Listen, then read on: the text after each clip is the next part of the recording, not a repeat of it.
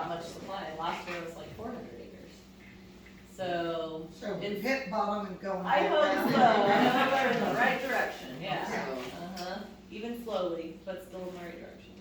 Sarah, will you tell them a little bit about the building industry and some of the forays you've made into that this year? Yeah, I really wish we had a little piece of hempcrete here, but we don't. That's like a kit, but that's not gonna really show you much.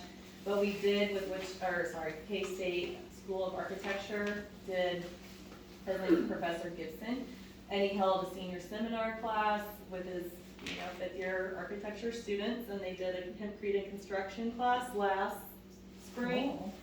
And he had 5 students, and they were in 2 groups, and one built a wall panel and one built a floor panel.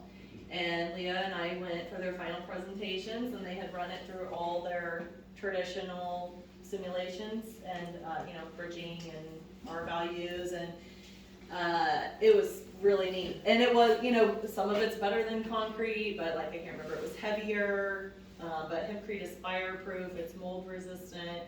And Gibson, his whole aim is affordable housing in small towns, and so what he's building up there is not really panelized housing, so he can build it in a lab, and then you don't have to spend $200,000 in a small town. You can show up and build a kit.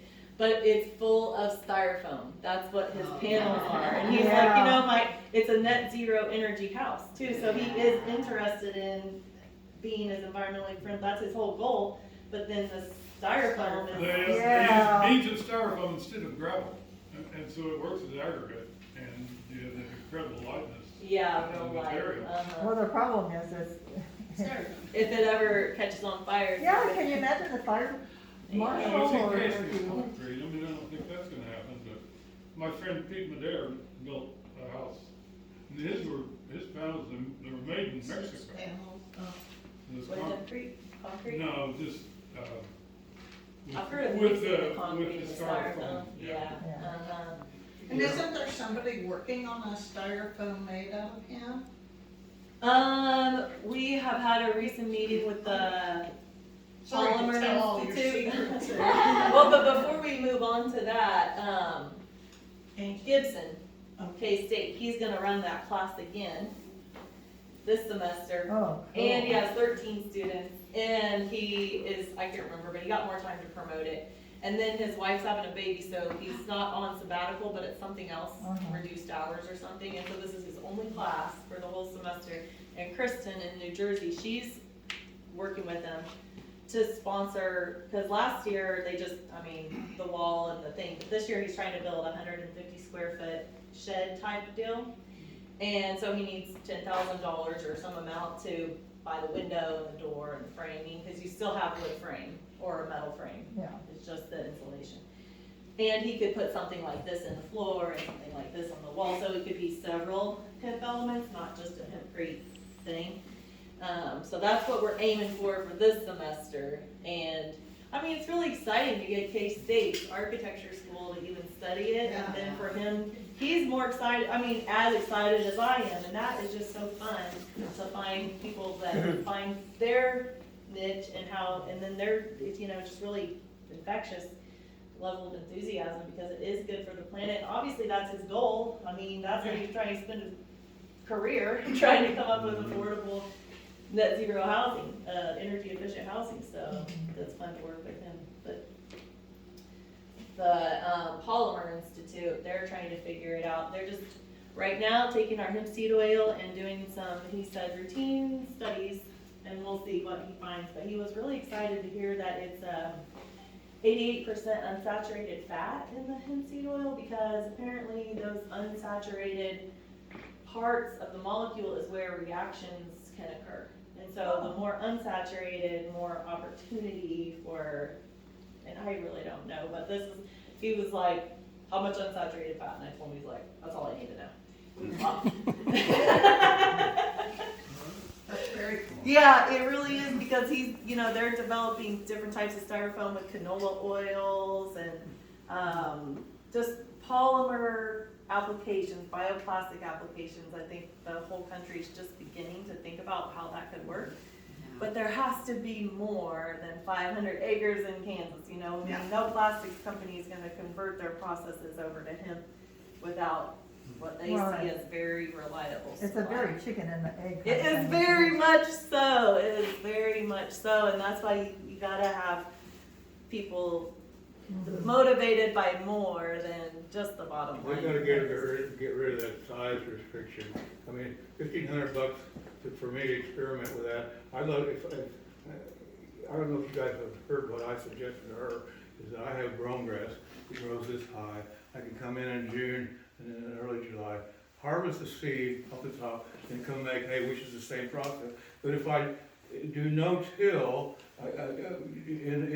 whenever the season is, come in and don't plow it up, and don't do all this stuff, come in, and in my existing thing, use a disc, which just cuts grooves, and then you come and seed it, and then it grows up, and when you make your hay, you're gonna have some hemp in your hay, and I'm not sure if that's good or bad. If it's not bad, then all of a sudden, the brome stays low, and now it comes and you get a double crop. So, but for me to experiment with any acreage is like, why is it gonna have to cost me $1,500, which is why I would like to get a grant. It's really not, I mean, the first 2 years, even though the fee has always been high, but the first 2 years there was 220 growers, and second, you know, was 219 or something, but then right now it's like 50. And I mean, Well, they lost money. As long as they have these they don't even care though, you don't see the Bullshit.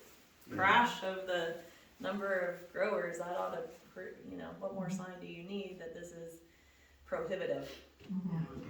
Another suggestion for your architecture, I don't know if you're familiar with straw bale houses. You know, Yeah, uh-huh. So possible, I I don't, think they tried a similar process, like the people that got that approved in the residential code, they worked on the hempcrete somehow. Yeah, I'm I not don't- real involved in it, but, I don't think that it's, that hemp would be competitive with, it'd be about the same price as straw bales, or, so, whatever I mean, it's have market. you guys seen hempcrete houses? I mean, But I haven't Let me seen them find in some real pictures. life. They're but, beautiful. Yeah, there's And- that one in they're Carolina. just like Adobe. yeah, they're like, and then you can just finish the outside if you want And to.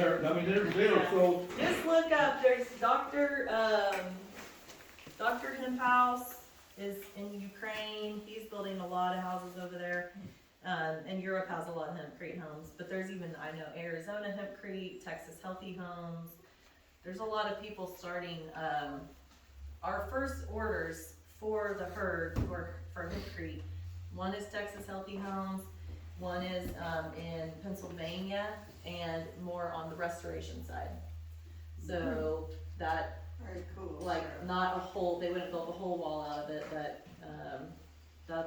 does seem to be growing interest. And yeah, just look up hempcrete houses, cause they're beautiful. I mean, like, with a metal frame and a lot of glass, I mean, they're very high end and probably, again, not cheaper to build at this point, but a lot of benefit to them. They'd be very energy efficient. I would think. Very Usually much, yeah. Yeah, fireproof, like if you wanted to build an off-grid in the mountains or in the, you know, in a higher fire area, be a good solution.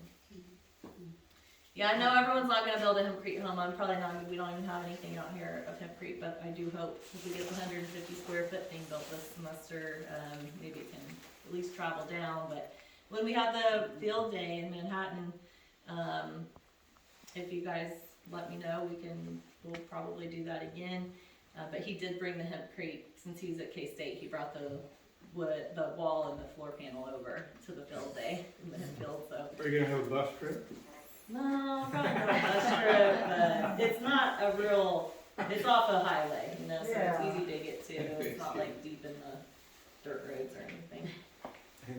Yeah, I see it more in the fabrication part about it, because as beautiful as the hemp homes are, I don't see people in America, you know, they don't even do It's actually. concrete houses. Yeah, you have to tamp it down and then kind of like forms and build forms. Yeah. And so, yeah, a block or like this, something that you can build at a factory. Like a fiber, and that, I think that, like most of that, you know, building materials in that regard, and probably definitely.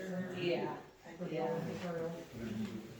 Someday we'll get there, even in Kansas. Even in Kansas, and, I guess, you know, depending on your county zoning and how, Oh, yeah. I think the residential building code, it takes until 2024 or something to actually use this roll. You know, my friend with the concrete panel house, just only about 4 miles south of here.